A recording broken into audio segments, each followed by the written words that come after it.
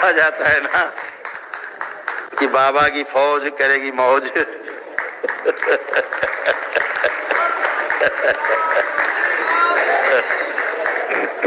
कभी चर्चा होगी जैसे आपने हमने शिवलिंग की आपने पूजा की, ये असल में पूरे ब्रह्मांड की आपने पूजा की है। छोटा सा शिवलिंग, ये शिवलिंग जो है ना प्रतीक है ब्रह्मांड का। तो हम जो शिव जी कहते हैं और शंकर जी कहते हैं, भोलेनाथ कहते हैं, तो ये एक नहीं है।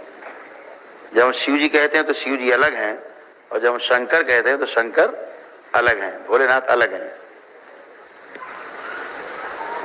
जिन लोगों ने शरीर के रूप में जन्म लिया,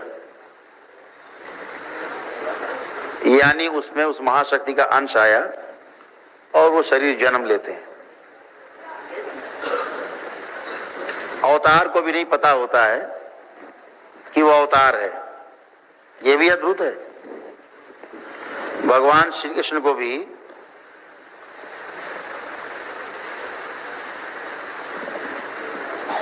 लगभग 24 साल की उम्र तक ये नहीं पता था कि अवतार हैं वो, और लीलाएं सारी करते रहे।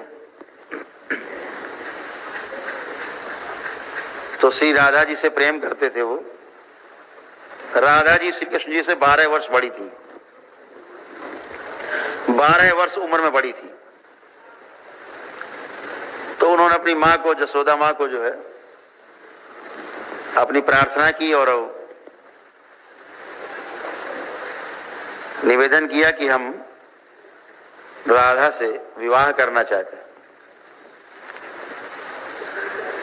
माँ ने नंद बाबा से कहा तो उन्होंने कहा कि ये संभव नहीं है। पहली बात तो आपसे उम्र में 12 वर्ष बड़ी है राधा, दूसरी बात वो हमारे तालमेल की नहीं है।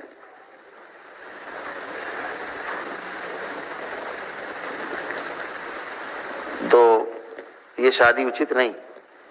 तो कृष्ण ने जिद की तो उन्होंने कहा चलो गुरु के पास चलते। तो इनके गुरु थे, ऋषि थे, गर्ग ऋषि, और संदीपन ऋषि के आश्रम में गए लोग। ऋषि संदीपन के आश्रम में गए, वो भी उनके गुरु थे, कुल गुरु। उनसे उन्होंने प्रार्थना की कि ये जो कृष्ण है वो ऐसे कह रहा शादी करने के लिए। तो गुरुओं ने कहा कि समझाया कि तुम एक कुलीन वर्ग के हो और आपके पिता की इतनी ख्याति है, इतना सम्मान है समाज में, और काफी सम्मान गिरेगा और उचित नहीं है, शारीरिक दृष्टि से भी और सामाजिक दृष्टि से भी उचित नहीं है। तो श्री कृष्ण ने कहा कि और राधा तो मेरे बगैर तो मर जाएगी, वो तो मुझको देख के ही जीती है। बहुत वाद विवाद हुआ, तो आखिरी में गुरुओं को कहना पड़ा कि देखो श्री कृष्ण, तुम साधारण व्यक्ति नहीं हो। तुम्हारा जन्म इसलिए नहीं हुआ कि तुम राधा से विवाह करो। तुम्हारा जन्म जो हुआ है वो सृष्टि को संतुलित करने के लिए हुआ है।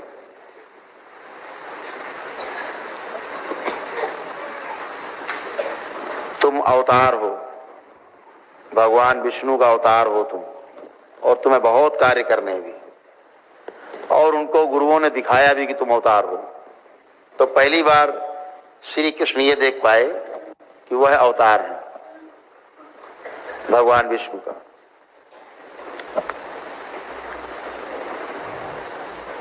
यानी अकर्म, उनको जो विस्मरण था वो याद हो आया।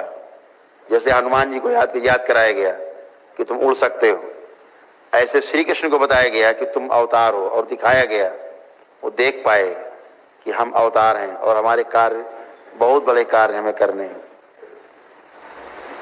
तो श्री कृष्ण जी को पहली बार 24-25 साल की उम्र में ये पता लगा कि वो अवतार है। बाकी तो लीलाएं सब बचपन की होती रही अपने आप, सृष्टि आसपास थी क्योंकि अवतार थे। जो बोलते थे वही होता था, जो कह देते थे वही हो जाता था। कोई इनके सामने टिक नहीं पाता था, कोई असुर, कोई सुर, कोई देवी देवता, राक्षस, कोई नहीं टिक पाता था उनके आगे, क्योंकि तो अवतार थे ही। तो पहली बार जान पाए। तब भगवान श्री कृष्ण आए और उसके बाद उन्होंने वहां से जाने का मन बनाया मथुरा।